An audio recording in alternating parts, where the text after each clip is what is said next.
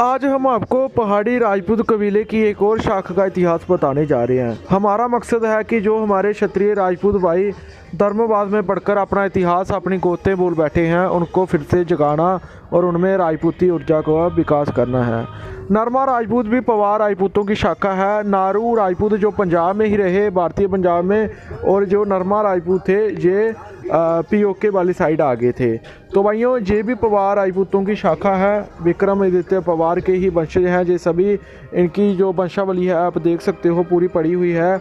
आज ये बड़ी वादी में जो कोटली ज़िले में है सबसे ज़्यादा, फिर उसके बाद बाग डिस्ट्रिक्ट ये भी पीओके में है, जो कि इसके अलावा भीमपुर में भी इनकी बड़ी वादी देखने को मिलती है, और इसके अलावा गुजरात, झेलम और रावलपिंडी में बड़ी वादी में फैले हुए हैं।